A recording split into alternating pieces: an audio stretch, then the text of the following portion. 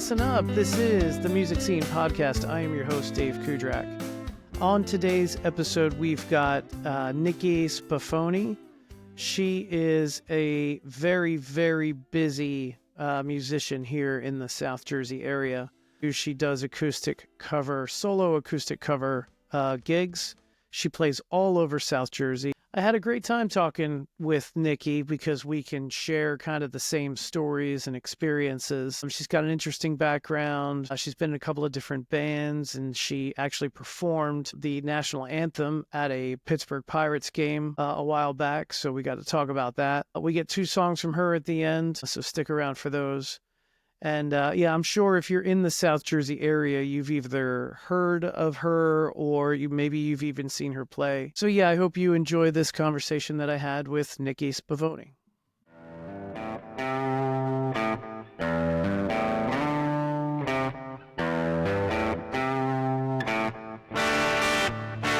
right, well, thank you very much for being here. I appreciate it. Thank you.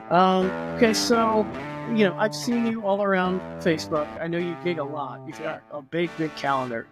And full disclosure, I probably have gotten inspiration from your calendar and like, oh, she plays here, and here, but I haven't reached out to the spots yet. So let me send them an email, Yeah. So, and I don't know, maybe that's what everybody does, but I think I got a handful of gigs just by looking at your calendar and like, Well, you're welcome. I need to do the same thing. The same thing. I feel like every so many years we get a little complacent where we are, get comfortable, and then things fall away or management changes. Right. You lose. Every year I say I'm going to go for the quality. Oh, okay. Yeah. Performances. Try to book more private events if you can. Right. Which you still have to do a lot of regular gigs to get yourself in. Yeah. In the public. So I still don't get a whole lot of private events. I've been playing live for 2.5 years, I think. Mm-hmm. And I've only played like 3 private events, I think. They've all been great. I've enjoyed doing it. I would like to do it more, but I just don't seem to get them for some reason. It's just putting it out there usually. So if you're performing somewhere and you talk to people or if you see people having a party, or if you have, people are doing an engagement party, or people are talking about birthdays, hey, thanks for listening. I'm available for weddings and bar mitzvahs. Putting that little seed in sometimes. Yeah, I don't think you never know. I mean, I don't do it frequently, but if it's obvious, if the opportunity is there where, it's really a good idea for people to things. Yeah. I also used to use Gig Masters. What's that? It's now called the Bash, I think, and it's like a booking website type of thing where you pay so much per year, and then you can bid on events. So a client can go on that website and say they want an acoustic person on this date, and this is what they want, or they want a band, or they want a country singer, or they want a clown, or they want anything. Right. And you can say what you want to be alerted to, and then you can send them all a quote, and if they take you up on it, you can. Gotcha. You do whatever you want. Cool. What's it called? The Bash. Okay. I think a lot of people use it. It's wedding stuff and whatnot. I stopped using it. I wanted to say it was around $300 a year. But it was paid for very quickly. Sure. I did get a lot more private events doing that, using it. But during COVID and whatnot, they didn't give any discounts or anything whenever everything was in lockdown. So it was like, no. So I just, I'm like, no, if you can't. I mean, I get they're running a business, and I know that many businesses were in the same boat. Yeah. They've been paid for stuff, but they can't do anything about it. So, I'm sure they lost a lot of money. But I bet. Yeah, it's fine. So where's your musical journey kind of start from? So I'm originally from southwestern Pennsylvania. I grew up about 25 miles south of Pittsburgh. Oh, okay. And I went to high school there. I went to college at Slippery Rock, which is north of Pittsburgh. Okay. And so I just sang and performed, and when I went to college I started playing guitar. I mostly played piano when I was younger, and then started playing guitar in college and just joined bands. What made you decide to pick up the guitar? There was really no pianos anywhere for me to use, and I got mono my first semester, my freshman year, and I was sent home for about a month to get over that. And my sister had a real cheap little Oh, okay. small Yeah. classical guitar and a flea market guitar kind of thing. And Yep. I started plucking around with that. Mhm. And within a few months, I was sitting under the tree on campus. In the quad. I was in the quad.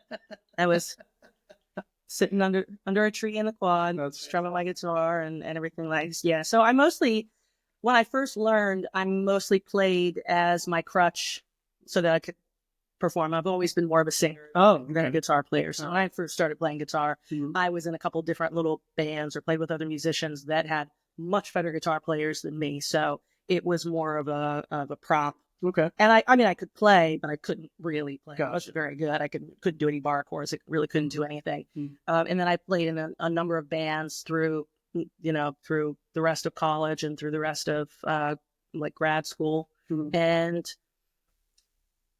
really was not a very good guitar player. I mean, I was a decent strummer, but nothing much. And then a couple other bands in Southwest Pennsylvania, and then ended up doing some more solo work. And then when I moved out to the Philly area in 2002, it was for my day job at the time that was in telecom. Okay.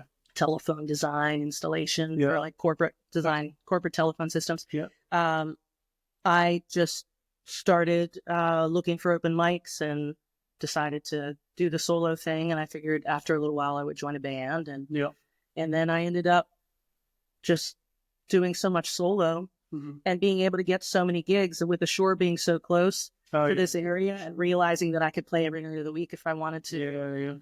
So I just quit my job within a couple of years. Oh, you did? So you're doing music full time? I've been doing full-time music since 2006, probably. Wow, that's a long time. Yeah, That's awesome. yeah. Like I said, I moved out here for my telecom job at the time, so I was also doing training, like teaching companies how to use their new phone systems. So in the very beginning, I was a trainer that was doing music on the side, like they were kind of helping me out. So once I quit my job, I was still able to freelance and do the training. And then probably like 5 years in, it flopped. So then I was singing, and then I would train here and there. And now for the last couple of years, I still do it on occasionally, but very, very rarely. That's awesome. It's a cool thing to do. It was a good industry for me to fall into, because it was still a performance type of thing. Yeah, sure. I was still training people. I was still performing. I just had to know how to use the whatever technology I was using at the time. So. Cool. Where are you living now? Are you in South Jersey? I'm in South Jersey. Where at? Yeah, like Sicklerville, Gloucester Township. Okay. Yeah, so the shore's not too far away. No. That's great. No, and we just had our first, my husband and I bought a travel trailer in 2020. Yeah. And, finally found somewhere to park it for the summer. Nice. So we did that last year for the first time. So I've always looked at the shore as a commute. Yeah. So it'd be like an hour-long commute. Right. And I never really thought twice about it. Sure.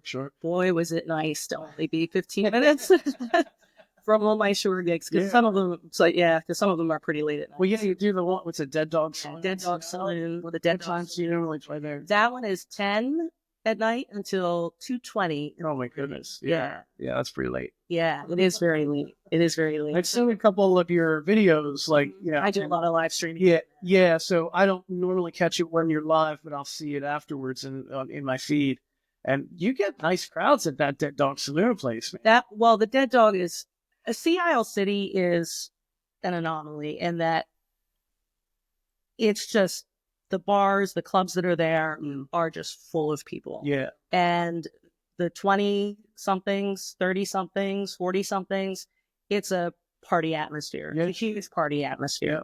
Yeah. Wildwood, North Wildwood is also like that. And I think some of the other short points as well. But Sea Isle, people just love live music there. And I feel like a lot of other places kind of struggle where they still have live music, but the crowds aren't quite as enthusiastic or really in it. And I know, the Ocean Drive is right there. Yeah. There's so many other venues that are huge. Yeah. The Dead Dog is owned by the same people that own Shenanigans, which is the bar in Sea Isle that is DJs. So there's all these DJs there, and they do a karaoke night as well. So that's their club, and then the Dead Dog Saloon is their acoustic bar. Oh, that's cool. And it's great. It's a great. it's one of the few bars you can go to and actually sit at the bar. They don't just get rid of all the bar stools. Like you can actually still sit. There's booths and Cool. they have food. And it's my 14th season singing there Saturday nights. Yeah. So they've been so kind to me and they trust me to take care of people. Sure. I mean, I help with pointing out. Troublemakers. Fellas, that one. Stop, make good choices. I'm like the den mother. I might have, come to think of it, I might have seen something online. Where Sure. When you said make good choices, I was like, wait, what's happening there? Oh, they're like my kids. Yeah. Sometimes, and they'll bring their parents, and it's so funny because they'll bring their parents in all whenever they're around, and be like, Nikki, this is Nikki. She's our soundtrack to our summer, and they make me feel so good. And I look at their mom, and their mother is obviously the same age as me. Like we're like, hi there. That's so. Yes, yes. Yep. But it's great though. That's definitely my favorite. That's my happy place. Cool. I do a Taylor Swift sing along every Saturday night in the summer. I think I saw that too. At midnight. Yeah, we do a midnight Taylor Swift sing along, and it's insane. Yeah. They come from all over the island specifically for that. Really? It's just So how many Taylor Swift songs do you do then in that? Is it like a half hour? Normally I'll do a full hour set. Oh. I'll do a full hour set. But if depends on the crowd. Like if it's not a huge Taylor Swift crowd, then I'll do as many as I can, and then I'll like put other people's requests in there. I'm straight. Sure. But they pretty much they inundate me with requests. So we do songs from all of her albums, including the latest one, and they're all huge sing-alongs. That's great.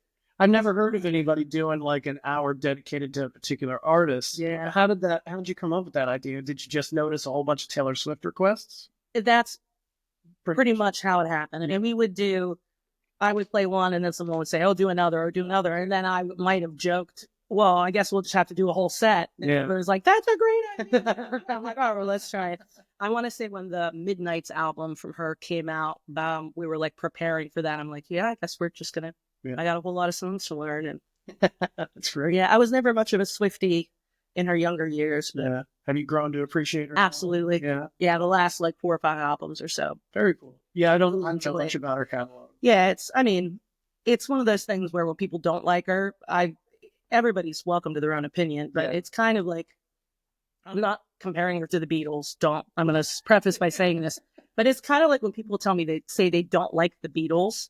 I kind of don't trust them. Right. Because the Beatles have so many different eras to see from her. But there's something that they've done that surely there's something that Beatles have done that I enjoy, because they've done so many different kinds. And I feel like Taylor Swift is the same. Like she's put out so many different styles of music, and the songwriting is solid. Yep. So when people just say that they hate her, I consider that a them issue. Yeah. No, I agree. I agree with that. It's kind of like, I get, you don't, whatever. That's cool. Yeah. But there's good music in there, but she's not making music for you. Right. Right? Not. Come on. I mean, some of them, like, I thought that Write Your Name song was all about me. Yep. No, I am a little bit fascinated by her, even though I don't really listen to her music. Sure. I did watch the concert on Disney Plus, and I was like intrigued. I was entertained. I'm like, this is amazing. Like, for such a giant stadium that she was in, like to kind of connect with every person in that audience is pretty amazing. And she's been doing that. That connection started when she was a child. Okay. Started doing like her very first concerts. She created that relationship with them. Really? So that those people, I mean, and like I said, I wasn't.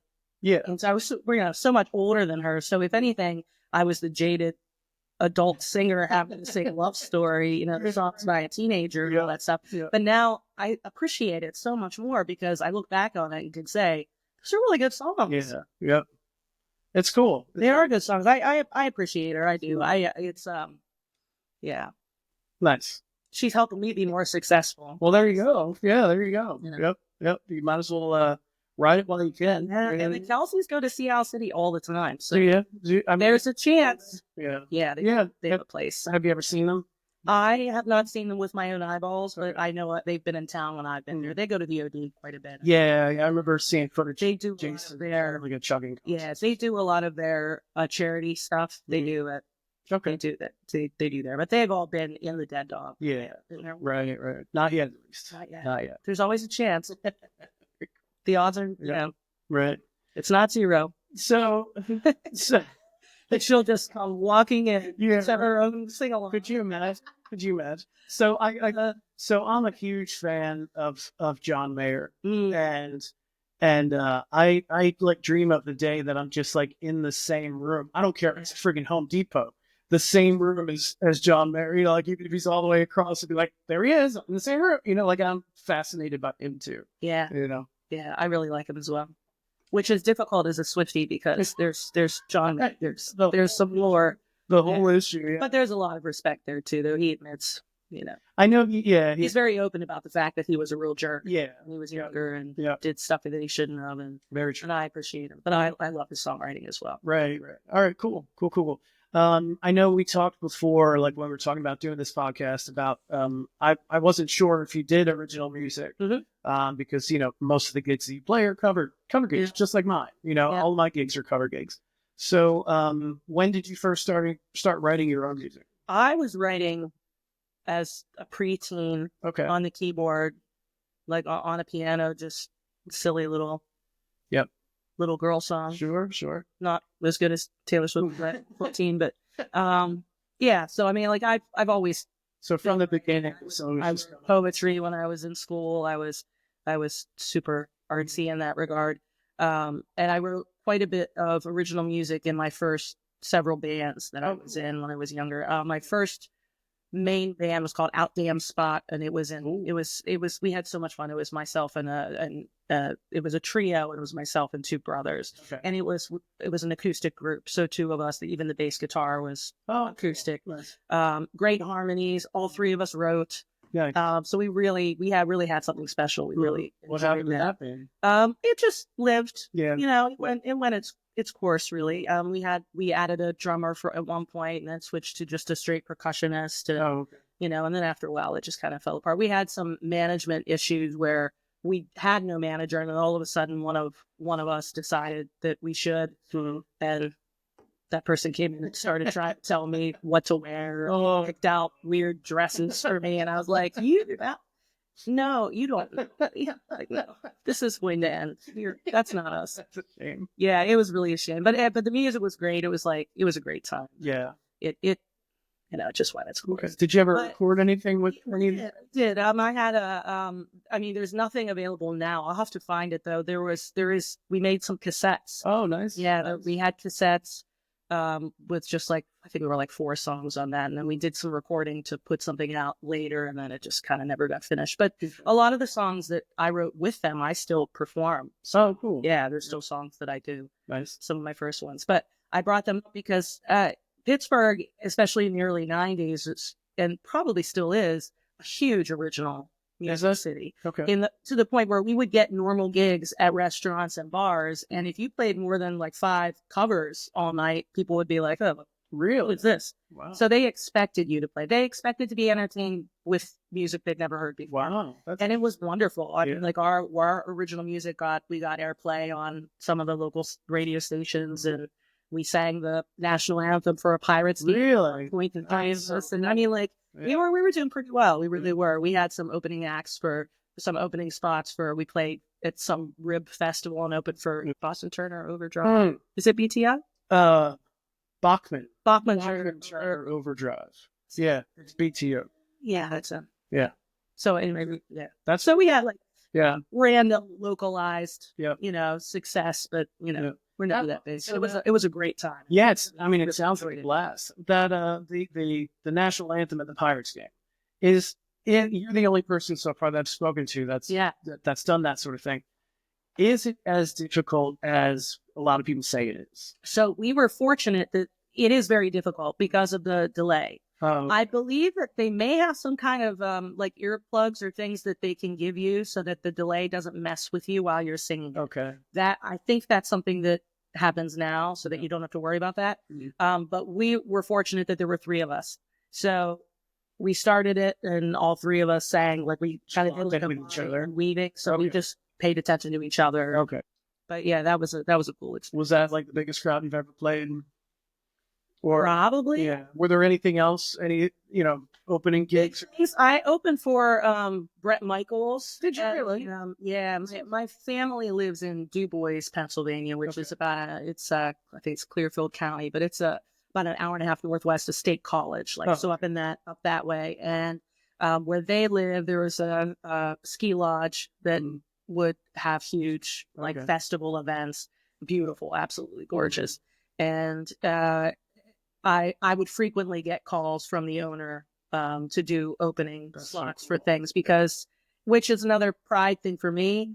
He knew that he wouldn't have to worry about it. It's not like Nicki can hold it down because they knew that I could do it. They knew I would play to the crowd. They knew that I would be. They could trust me to just do what needed to be done. That's great. Which is awesome. Yeah. Like, just show up and sing. And it was a solo acoustic thing? It was. Yeah, it was solo. How long did you play for? It was probably, I think it was a half-hour set. Okay. Maybe a little bit longer. Yeah. And my original CD that I put out, which is just a 6-song acoustic EP, was made. I finally got that finished because of that show. Because when I found out that he was booking me to do the opening slot, I have to do it. I have to have something to sell. Yep. I have to have this original. So I made T-shirts. Nice. I had all this promotional stuff. I had my EP we got done, and that's fantastic. Yeah, so I put it out. So that's I have a 6-song EP. What's that on Spotify? It's called Where My Light Guides Me. Where My Light Guides Me. Okay. Yeah. I think that's what it's called. Yeah. Okay. Yeah. Well, which is just a line from one of my songs called Firefly.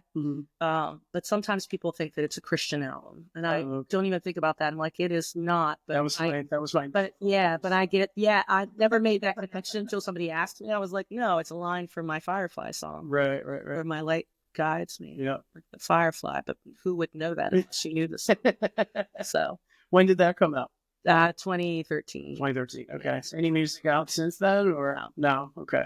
No. Any plans? I don't even know if I've written anything since then. Okay. It's been a long time since I've really written anything. Sure. Any original songs. Yes. I feel like every time I sit down to try to do something, it just morphs into a song I already know. You know what I mean? Yeah. Because we spend so much time learning other people's music. Yeah, exactly. Yeah, I wrote one song. Not and I'm not a prolific writer. I've got 3, 4, 5 songs out, I think, and one of them's a cover. But there was one day I was sitting down. I think I'm gonna try to write something. And I came up with something that I really, really liked, and the lyrics were okay, but I really liked the music. And then 2-3 days later, I was at a gig playing "Free" from Zach Brown Band. And it was the exact song that I thought I wrote 3 days earlier. I'm like, oh crap! I totally ripped this song off. Yeah. Didn't even realize it. Yeah, it was it was capoed on a different fret, and but it was the same exact thing. Connection. It doesn't matter because so many songs have the same. That's true. So many. I mean, there's only so much. But once you have it in your head that this is something else, then you can't fix it. You can't go back. That's exactly right. Yeah. If you figure it out after the fact, it's not a big deal. Right, exactly. Like if somebody says, "Oh, that song sounds just like so and so," then you're like, "All right, well, I didn't know, so it's fine." Exactly. I would love to write new music. I mean, every once in a while I'll be doodling around, but I'm at the point now where I don't really practice much. Even learning songs, even learning songs, I just listen to them over and over and over, new songs, and look them up on one of my apps so that I have the chords. And I'll go to a show and I will play that song 3 times through the night. First time, it's going to suck. The second time I play it, a little bit better. By the third time, that's how I will play it forever. All right. Fair enough. That's how I learn new songs. Okay, cool. And when I say it sucks, it still sounds fine. Oh, no. It's not I don't perform things that I can't do. Right. But it won't be what it ultimately going to be until I play it. When I learn a new song, and I always, I host an open mic at Lee's.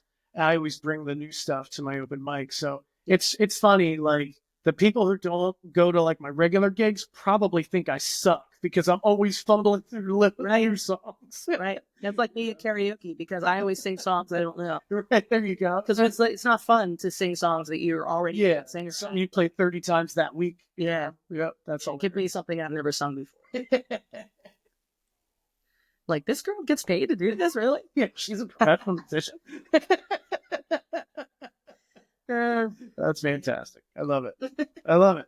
So anybody else in your family musical, or are you kind of the only one? I'm the only one that that gets paid for it, that really does it. But I mean, my grandfather on my mother's side, he was a country western singer in the 40s, and he had his own radio show. Really? He was Tex Blaine and the Sundown Ramblers, and he had a radio show in Butler, Pennsylvania. Okay. And he did that for quite a while, and he did like everything. He was like the best storyteller ever. But he also was in Nashville for a while and played in like the Ryman. Okay. Oh wow, the Ryman. Yeah, he was a part of like the house bands kind of thing. That's like so he did play quite a bit there. Very cool. And he through his life played. Mm-hmm. But so that's where I always say.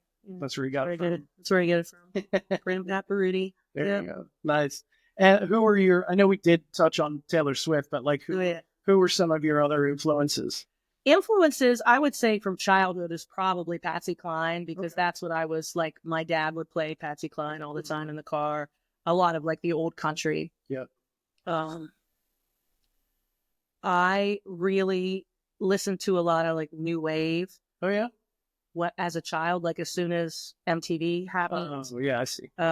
Like I was always drawn to the keyboard music. Okay. To like the more of the new wave stuff. So the band Yaz and Alison Moyet, who was the singer for Yaz, English. They were Yaz was the band with Alison Moyet and Vince Clarke. Vince Clarke left Yaz and went to Depeche Mode, or was it Depeche Mode and then was Yaz and then was Erasure. So those three bands, so they're all connected. Yeah. But that's like, there's like all of those bands. But I absolutely adore her, and she's still huge in England. Like she does a lot of their Broadway type of stuff. Oh wow. Even now, and she's still releasing music, but she's just soulful, passionate. Like that's like she's definitely my vocal influence. I would say. Yeah. For sure. Yeah. Have you ever seen her live? Yes. Yeah. And I was a puddle. I was like, I love you. I was like, I probably owe you. I'm sure that I told her that when I waited outside to Oh, you met her. Oh, okay. Yeah. Like absolutely loved the concert, and then waited outside to meet her, and she signed some stuff for me, and I told her that I probably owe her royalties for just as often as I perform some for music and everything. But where was this at? That was in I think that was in New York City. Okay. Yeah. Yep. Like Madison Square Garden, or like a small... No, one of the smaller like warehouse kind of shows. I can't even remember. It might have been like something on a pier. I have a feeling it was like the number of a pier or something like that. Yeah. Like kind of like a warehouse show. Very cool. Similar to like Electric Factory, like that style of place. Mm-hmm. I've seen a bunch of shows like that. I lived in Arizona for a little while, for about 4 years. And I went to a lot of smaller shows out in Arizona, and it happens here a little bit in Philly. But out there, like you go see these bands they're national touring acts, but they're not like megastars. Mm-hmm. And then all you do is you hang out. After the concert, you just kind of hang out until like the guys want to clean up, and they're like kicking you out. And then you just kind of slowly walk towards the door, and chances are one of the dudes from the band is going to go to the merch table and start selling T-shirts or something. I got so many selfies with like rock stars just by hanging out there. Yeah, me too. I've met Martin Sexton a number of times. Oh, nice. I love him, and he's one too. You go see him and hang out. Yeah. I absolutely love him. But one of my favorites, and this is devastating, but I love Matthew Sweet. So when I was in college, Matthew Sweet was my favorite songwriter. Mm-hmm. And to this day, some of his songs are some of my favorite ones to cover. Because of the simplicity. It's just jangly guitar rock, but it's just pop. Yeah, just 3 pop songs with that jangly guitar, and I just absolutely love it. But I was supposed to see him in November in Delaware, I think Grand Opera House. He was supposed to be there, and he had just started the tour. He was actually touring with Hanson Oh, wow. because they were doing a tour, and I think he was in Toronto, and he had a stroke. Oh. So he's he's in recovery, but it's going to be it's quite a bit. It's quite a bit. And the few messages that I've seen is that he's doing well, but I don't know when or if he'll be able to do music again. But he was, I was, got it. Yeah. We're at the age where our favorite people I know. Having these issues. Like I'm a lifelong AC/DC fan, and like Malcolm Young passed away, and then and it's just a matter of time before like the rest of the band eventually does, and stuff like that. And then I think about like the other ones that I like really idolize. I know I already brought up John Mayer, but like if and when, now granted he's younger than me, 10 years younger or so, but like if something were to ever happen to him, I would be like, I don't know what I would do. It sounds silly, but he's such a big part of my life. No, I know what you mean. Well, I mean, my boy band was Duran Duran. Okay. Unfortunately, they are all still with us. Okay. I saw them last summer. Citizens Bank Park, I think. Yeah. Or I almost said the Spectrum. Yeah, the Spectrum. And I wasn't even here when the Spectrum existed, so I didn't even live here then. But yeah. So Wachovia Center. But they're all still with us, but they were my boy band. I mean, I had all the posters. Absolutely. John Taylor, their bass player, is my hall pass to this day. Always. And any Gen X woman watching this podcast will probably agree. I think I even know. He's got a square jaw. He's the one with the dark hair, right? He's got like, does he have dark? He is darker. He has different hair all the time. He's the one that looks like, I mean, like exactly crazy. Yeah, he's so crazy. Funny. Crazy. So even as he's aging, he is right. He's still really handsome. Well, let's talk a little bit about gear, right? Sure. Are you kind of a gearhead or no? No. Okay. I didn't think so. I mean, to a degree, but I keep things incredibly simple. I use my Bose S1 Pro. Okay. Simple, small. Yep. Can be battery operated. I use that almost everywhere. I normally use a Bose Tower. Yeah. I had a couple of them, I just, upgrade or whatever through the years. But when the S1 Pro came out, I was super excited about it because I wanted something battery operated because of like cocktail hours or ceremonies that I was doing in fields. Right. The idea of not having to worry about where your electricity is coming from was awesome. Sure. And so I got that. I'm like, well, this would be great for small shows. And then I started taking it out to normal shows, and it still sounds great. Yep. Now, is it as bassy as something with a sub? Right. No. I count on one hand how many people in that bar care.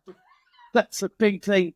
That's a big thing that a lot of musicians, if they're just starting out, don't understand. Because they can't turn their PA up loud enough for any of that extra stuff to make a difference. Right. Because it's different. Like if I'm in an outdoor venue and I know that there's nothing for me to bounce off of, I'll bring the tower. Right. But if I've got walls and even if it's a larger venue, that tiny little S1 is like amazing. It sounds great. It sounds bassy, and people are usually shocked that the sound is coming out of that. Yeah. I think TJ Fry plays with this as well. Yeah. Yeah. No, I like that. And I have a TC Helicon Play acoustic pedal that does harmonies and effects, and also has a basic looper on it. Okay. And I have a shimmer pedal that I'll use when I take that off. I have like my own little pedal board that a friend of mine, Don Cole, put together for me. Shout out to Don. What does the shimmer pedal do? It's it makes everything shimmery, warm and fuzzy. Like it just is that. Yeah. Okay. Like the kind of shimmery, spacey tone you would want. I think you get it. That actually that just thickens it up, and it's just That's very cool. Nice. But most of the time, I'm too lazy to bring that pedal board with. So for the majority of my shows, especially if they're normal 3-hour gigs, and it's not really a show. It's more like your background. Yeah. It's just vocals and guitar. I don't do anything extra at all. Okay. You plug the guitar directly into the S1? Guitar and my vocals straight into the S1. It has basic effect. It has EQ and reverb, and that is all I do. Wow, that's nice. I don't like to do a whole lot extra. I feel it's kind of like when I go places and I hear a band and I look around and it's like one or two guys standing there, but it sounds like a band because they're using all the tracks or they're doing all this extra stuff. Yeah. And I'm disappointed because it's just not, I mean, that's cool. Good for them. Yeah. Yeah. I'm not going to begrudge anybody for doing it, but it's not. Yeah. If I was a lead guitar person, I would loop. Absolutely. Yeah. Because I think that's awesome. And I love when people do it well. when people do it well. Yeah. And same with the harmony pedal, when people use it sparingly and tastefully. Right. It's amazing. Yeah. But we've all seen people that use it all the time, instead of just in the chorus or just in a part of this here and there, Yep. So it's not to be critical of people, but I hear you. I'm right there with the those things they're wonderful, but they're there to embellish what you are. Right. You are a guitar player and a singer. Mm-hmm. Do those things. Yeah, exactly. Yep. Because most of our gigs, we're just background music. I mean, we're there to sell beer. Yeah. We're there to make people so comfortable that they stay for an extra drink or two. Right. Because that extra drink or two for 5 tables pays for us. Sure. So speaking of that, I know you interact with your audience quite a bit, right? Or at least that's the impression I've gotten from social media posts and whatnot. How did that start? Like, what kind of things do you do? Someone who hasn't seen you.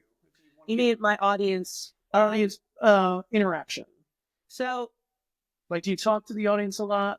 I do. Yeah, I thought so. I do. I try to. And I read the room because some places they don't care. Sure. It's fine. Yeah. But I always introduce myself. Mm-hmm. I always introduce to them, thank you so much for being here. Yeah. I have a sign with my QR code that goes to my link tree. Okay. So my link tree is more useful than my actual website anymore. So the link tree has just all the bullet points of the most important things and how you can get there. Yeah. I have a song menu online on my website that has 1,500 songs on it. Okay. But I haven't updated it in years. So very soon, maybe tomorrow. Yeah, there you go. Maybe tomorrow. I'm going to go on and I'm going to update it and probably add at least 500 more songs because it's been a long time. Yeah. And I tell people it's all the classics. Like there's probably 100 Taylor Swift songs I've learned that are not on there for better or for worse. Like I know there's a lot of those. Yeah. All the Chapel Roan songs, there's so much. Noah Khan, all these new kids. I don't know any of the new stuff. No, a lot of it is worth learning. And who would you recommend I learn? Like what? Definitely Noah Khan. Noah Khan? Yeah, Noah Khan. They love Noah Khan. Yeah? Yeah. Check it out. Yep. And he's got his album, I think his album is called Stick Season, but there's I know that song. The Stick Season song. That song. Yep. Drive Drunk is another one. Okay. Oh no, Dial Drunk. It's not Drive Drunk, it's Dial Drunk. Dial Drunk. Okay. But there's a version of it that he duos with Post Malone on it, which is really good. Mm-hmm. Northern Attitude is another one, and he does that with Hozier. Oh, I like me some Hozier. Yeah, me too. So Hozier's always good to cover too. But there's a lot of this last year and a half of female songwriters that it's like pop music, but the songwriting has been absolutely amazing. Yeah. I mean, aside from the Taylor Swift stuff, but Sabrina Carpenter's new album, ridiculously well written. Is it? And cheeky, funny. Okay. Very quirky and funny and good melodies. And Chapel Roan's whole album is amazing. And Pink Pony Club is the song of the universe right now. I mean, that just makes me, even a room where nobody has even made eye contact. If you play Pink Pony Club, you've got at least 7 tables. Really? All of a sudden. Wow.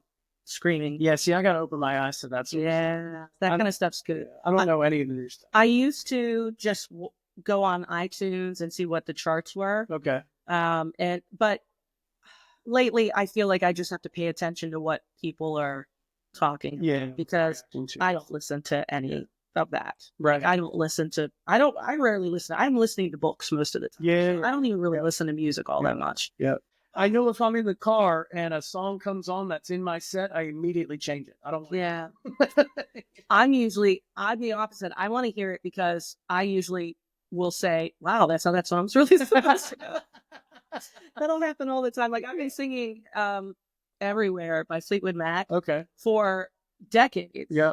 And I heard the actual song, now that it's been in commercials and it's all over the place, and I'm listening to it boom, boom, boom, boom, boom, boom, boom. And I like the way I strum it is so, I'm wow, I wonder if that bothers people. I really do not play this song like that at all. People still sing along, but I'll hear a song and because it's got its own life. Yeah, I mean, I guess when you do it, I think I've noticed that with a couple songs that I do where it's like, I've been playing it for 2.5 years every other weekend. Yeah. And it just does kind of take it takes a life of its own. Yeah. Yeah. And I think a lot of people don't, it's ours now. Yeah. It's not like, because people will say, oh, well, do you do, like if you say Landslide, for example, oh, do you do like Stevie Nicks or do you like the Dixie Chicks? Well, I learned it from the Smashing Pumpkins. So technically I do it like Billy Corgan, but really I do it like me.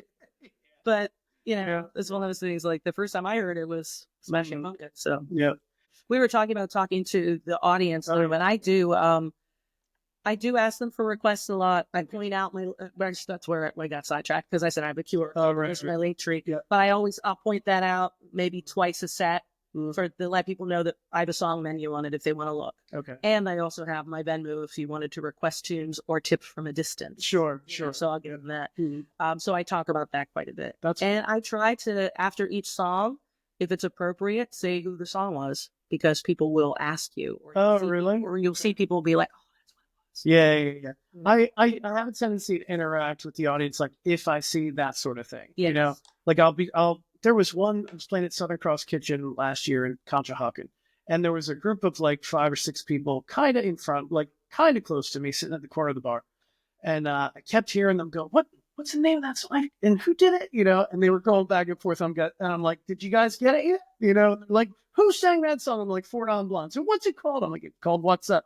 That's what it's called.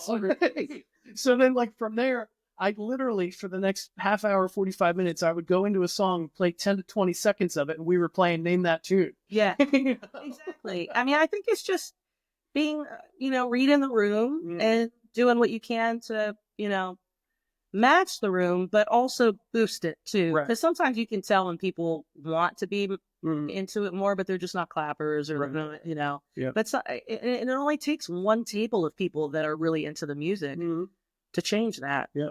I started playing at a retirement community. I've only done like 2 shows there. And the great thing about that generation, which is not that much older than us at this point, is that they grew up with awesome music. Like we're not in the Lawrence Welk. Yeah, no, I sometimes forget how old like Led Zeppelin fans and Pink Floyd fans are. You know what I mean? Yes. So I played to a room full of elderly senior citizens that wanted to hear Carole King and wanted to hear Fleetwood Mac and wanted to hear Beatles songs and wanted to hear Led Zeppelin. And they were so enthusiastic and we're so happy that I was there to entertain them. But I feel like the younger crowd doesn't know how to act, because especially the ones that were 21 during lockdown, because they were at home that the time where they should have been going out to clubs and seeing bands and learning how to work with live musicians and all this stuff, because they were first times, and they were in their houses. Right. And maybe they were watching a live stream, but they probably weren't. They were doing other things. Yeah, sure. But whatever 21-year-olds that are stuck at home, do, which might not have been much different than what I was doing, which was eating and drinking. They snuck out one to some house. Yeah, but I just live streamed. I mean, I live streamed and used Venmo, and my people were awesome. Yeah, so I was going to ask, how did that sort of thing go? They were very generous. Yeah, a lot of them, and I would say, I can't believe you don't have to do this. And a lot of them would say, do you have any idea how much money we spend when we go to see you at these places?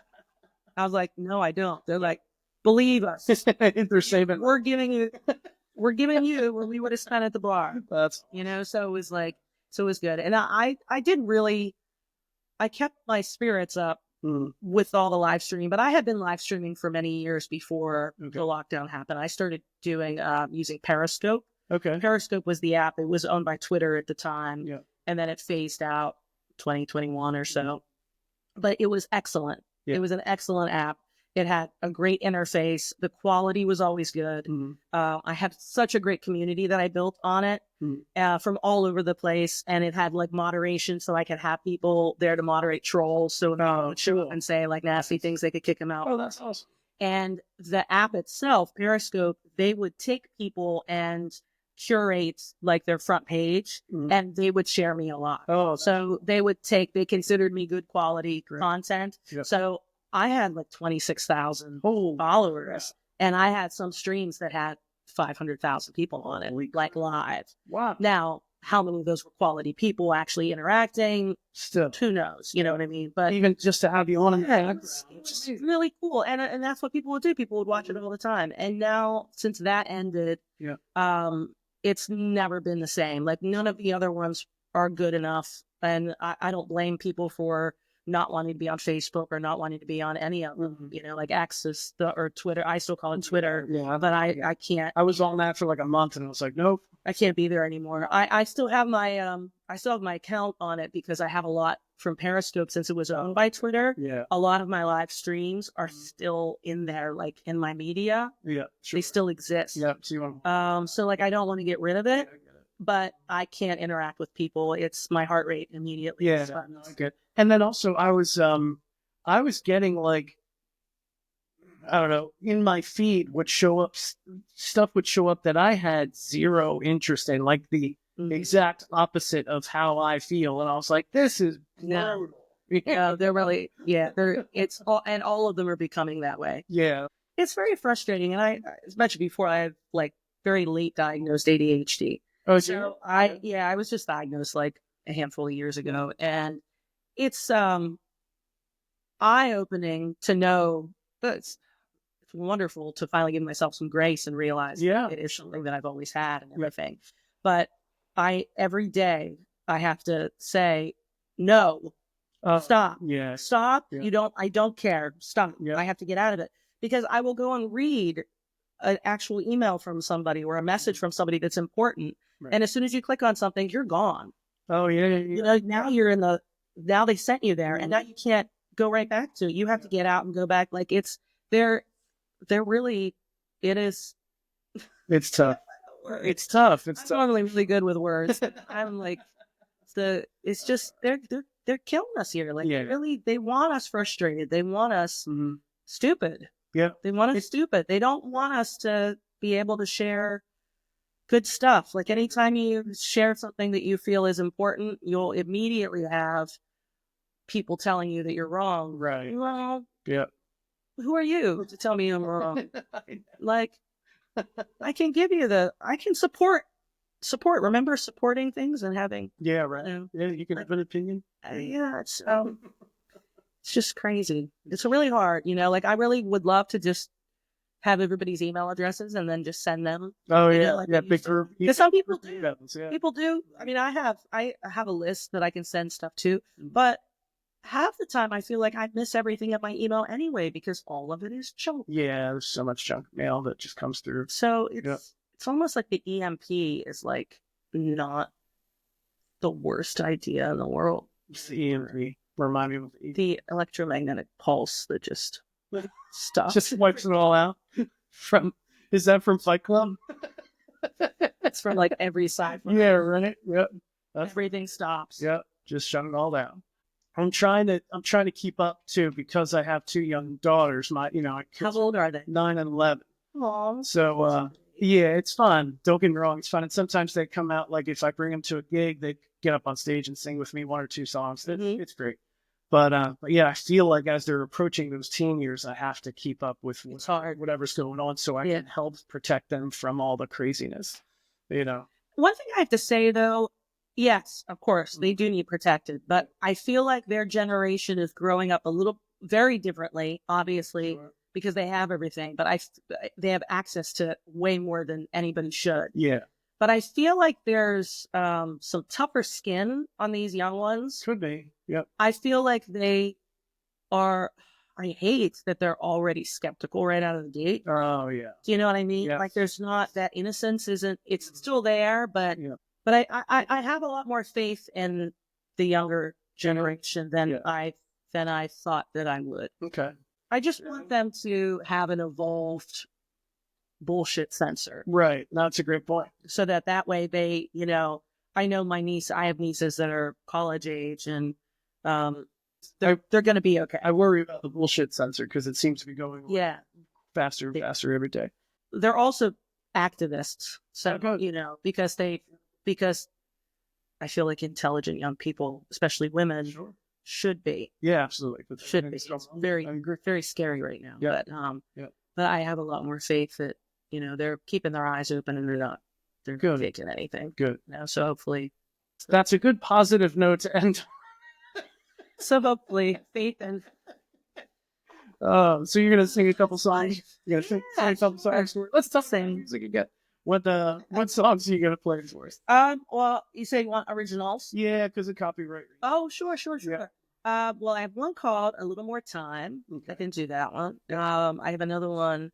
I have a whole bunch. Like I probably have about 30 songs Nice. that I've done, but only like maybe 6 to 10 that I play frequently. And I guess the other one is probably the Stoplight song. All right. Well, thank you. Yeah, thanks for being here. I appreciate it. Good chat. Nice chat. Thank you. It's nice to meet you in person. Absolutely. Definitively now. Absolutely. There's been a rumor going around that we did meet before, but I don't remember. Well, I think that might be a social media thing because, when you follow somebody for so long, you just feel like... You feel like you know them. Yeah, you feel like you know them anyway. And Greg Jones and I know you... I know. Greg, Yeah. we were the same way. We're like, I feel like when we finally met, we're like, we really have not met before. That's right. All these years. Because we're all... But I would say if there's ever a good thing about the internet is that we can all be gigging at the same time and all that stuff, but we still know we're still in the same orbit. Right, exactly. We still have these connections and we help each other out. Yeah, very cool. Yep. Even if we're, always crossing paths, but never actually together. Awesome. This is called the Stoplight song.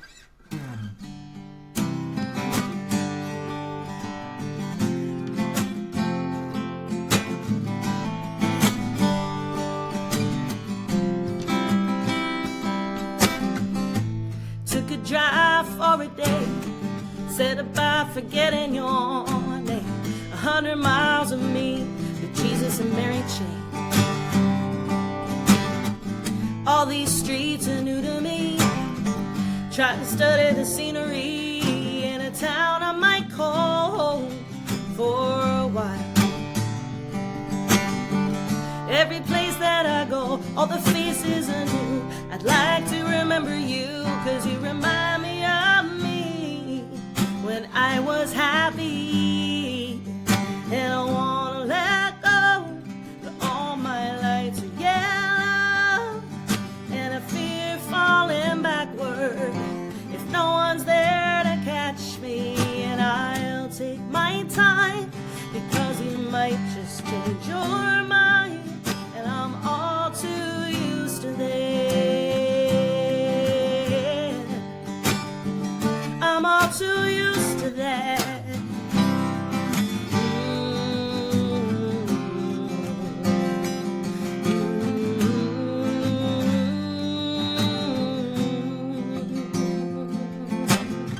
Some of you might say, I've got no right to complain. I got everything this girl should need. I'm doing fine on my own. I tell my folks on the telephone, but there's a world of difference between on my own and waking up alone. Every place that I go, all the faces I see have their own little history. I'm not so hard to read, got this heart on my sleeve. I wanna let go, but all my lights are yellow. And I fear falling backward if no one's there to catch me. Maybe this time I'll lay it all on the line. Sorry, I'm not used to that. Oh, sorry, I'm just not used to that.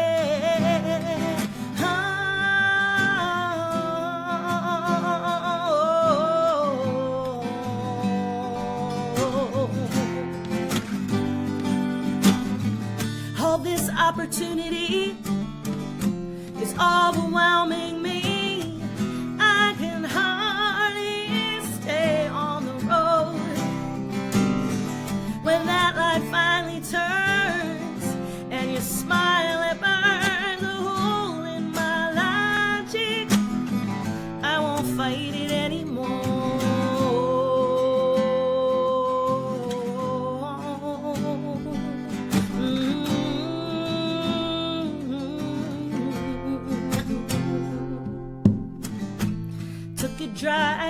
for a day, said about forgetting your name. 100 miles of me, the Jesus and Mary chain. Well, I can't explain exactly what I'm doing here, driving in the rain. Must be halfway to crazy, or halfway home. Every place that I go, all the faces are new. I know I'll remember you, 'cause you remind me of me when I was happy.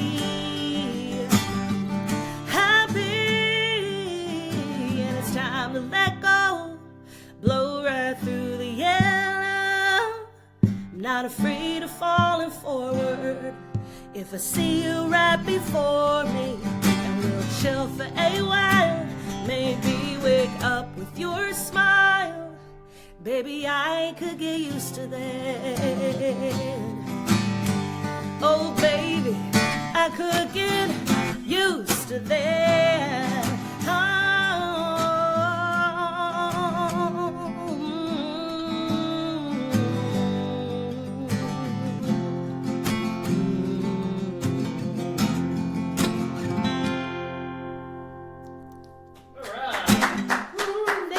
Nicely done.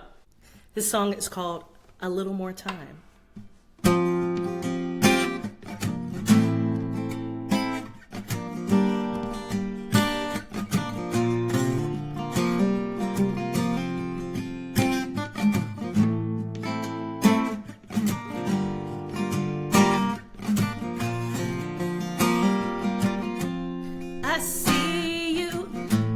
I see you giving me that disapproving stare. Well, I know it, yes I know that sometimes you don't want me there. Am I wrong? Am I misbehaving? Do you think I act like a child? I could put on a sophisticated face for a while. That won't stop you from driving me wild. I'm a woman, yes you're a man, but don't bother to deny. You can only hide for so long. I can't get you out of my mind. Just want a little more of your time.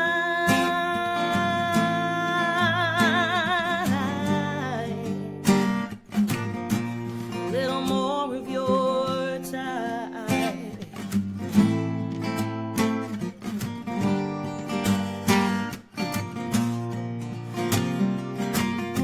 And I'll tell you what I know to be true, that I'm in love with you. And I'll tell you what I know to be a lie. Every time you say goodbye, there are only so many hours in the day. Why don't you send a few my way? My way. There are only so many nights in my life. Well, I give everyone to you, everyone to you. Well, I'm crazy. You make me so crazy when you're not by my side. Please don't think it's my jealousy talking. I wanna be a part of your life. I just want a little bit more of your time.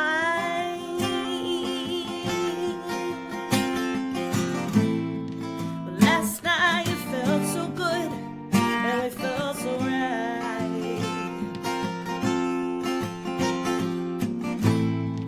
Today could be the same, but you got to fight.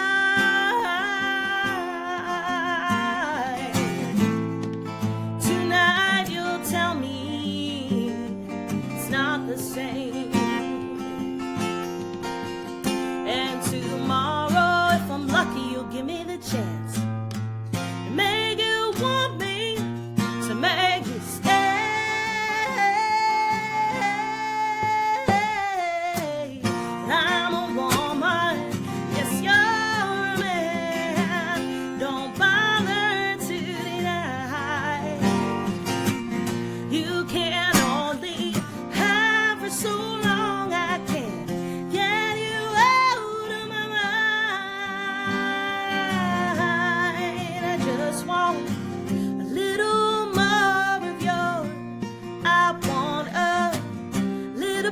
more of you.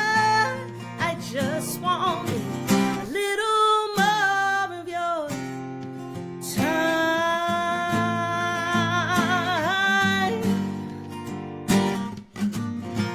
A little more of your time.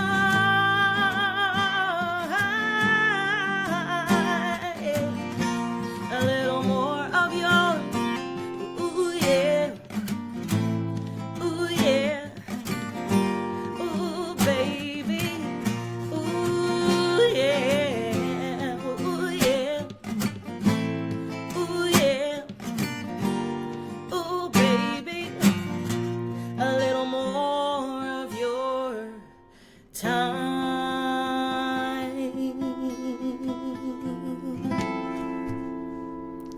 Right, wonderful. Thank you. Thanks very much.